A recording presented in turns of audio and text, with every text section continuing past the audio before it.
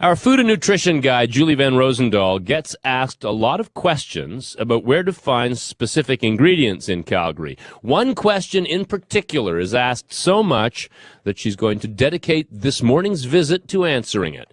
No matter how often you cook, chances are you have some herbs and spices in your kitchen.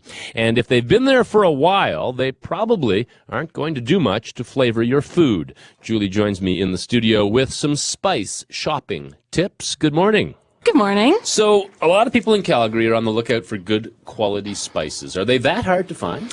Well, spices in general, not really. You can get them at any grocery store. There are a lot of shops up International Way that have just tons of spices, just huge selections, things that I've never even heard of. So there are a lot of shops, a lot of, ethnic grocery stores have a lot of shops, typically there are Middle spices Eastern. That you've never heard of? I know. Really, go to Mayfair Grocery up on 17th Avenue Southeast. Mm-hmm. It's a Jamaican Caribbean store, and just look at the bags of stuff they have there, and I guarantee there'll be things that you've never seen before too. But even the ones that you can find in regular grocery stores, you don't know how long they've been on the shelves. They have such big buying power and such big warehouses that you don't know how long they've been there. And of course, they're very expensive. The little bottles are really expensive, and you might have bottles already. And even the plastic bags are fairly pricey at a few dollars a piece. And when you buy a jar and you only need a quarter teaspoon of something, and then maybe 2 years later you might need another quarter teaspoon of it, it's not going to taste as good 2 years down the road. Exactly, and it's all the same shade of gray. Have you ever seen people's spice rack, and they're all the spices look kind of the same. They look that kind of neutral color. But you've got a major discovery to announce this morning, don't you? I was so excited to discover this new place. And I heard about it before Christmas, but I didn't make it there until just yesterday. There's a new little shop on McLeod Trail. It's in that strip mall at the corner of Southland Drive between TD Bank and the Safeway. It's called weigh2go, WEIGH. And it's Calgary's first all-bulk food store. All bulk? All bulk, which, about time. I've always wondered why there never has been. So they even have more bulk products than the bulk sections in grocery stores. Right. So they have an amazing assortment of dried fruits, nuts, seeds, flours, beans. Most of their beans are from a family in Vulcan, which is nice. Grains, baking supplies. I bought you a bag of chocolate-covered gummy bears, by the way. Well, I had to. They have candy Lego there. They have chocolate gummy bears. Chocolate-covered gummy bears. But on the very back wall, there's a huge selection of herbs and spices. They have over 80 varieties. They're all incredibly fresh. You can just tell from looking at them, the vivid colors, and they're moist, and they're stored in these vacuum-sealed containers that I've never seen before. They imported them, and they're really cool. You sort of tip it over to the front, and it measures out a teaspoon or a tablespoon or however much you want, and then you press a button, and it dispenses the spices into this little bag that you then seal and you weigh. And like you said, sometimes you only need a teaspoon of, wasabi powder or garam masala or whatever. And so you don't have to go and buy a whole jar, which is why they opened the store to begin with. They're frustrated with over-packaging, with having to buy too much of something that they didn't want much of.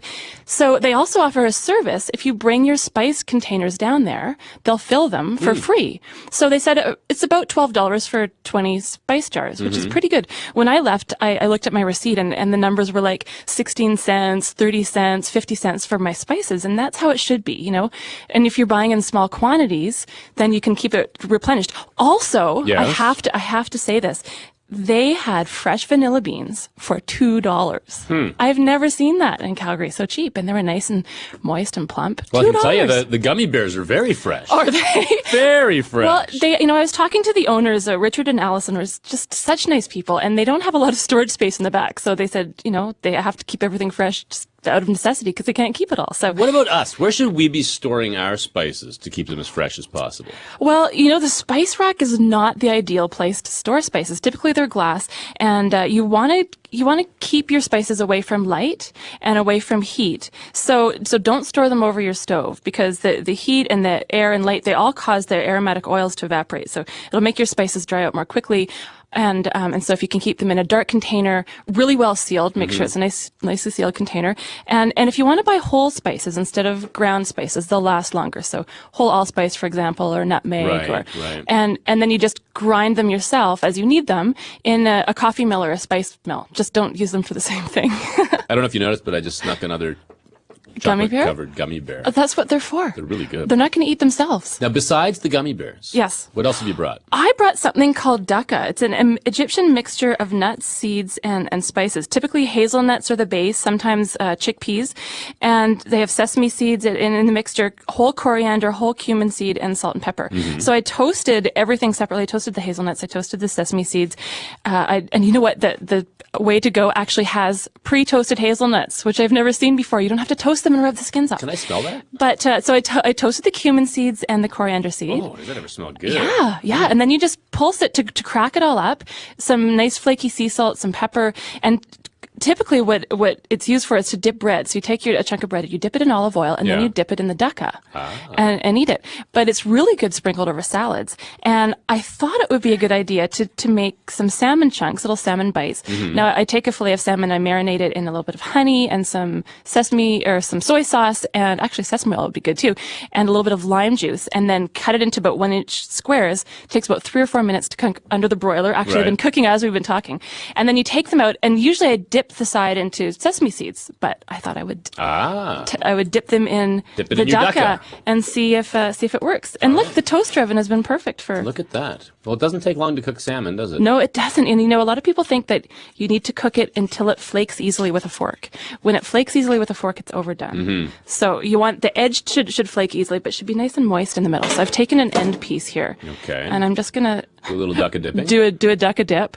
I forgot my bamboo skewers. Normally I would serve these on a bamboo skewer. Yeah, I was going to say, where are the bamboo skewers? Dip the sides. They're at home. They're a really fun toy if you're a 3-year-old. Shall we? And try it. You might guess. Let's give this a shot. Kind of fancy. Oh, it is fancy. Yes. The smell is fantastic. Salmon with dukkha. Huh? That's a keeper. You think so? Oh, good. Oh, that blows sesame seeds right out of the water. That is really good. Oh, good. Well, you're the first to try it. Julie, you're my thank guinea you pig. So much. Thank you. For the gummy bears and the dukkha. It goes well together, doesn't it? That's Julie Van Rosendahl. She's our guide to food and nutrition, and we will be posting Julie's recipes later this morning up on our website. Just go to cbc.ca/eyeopener and click on the contributors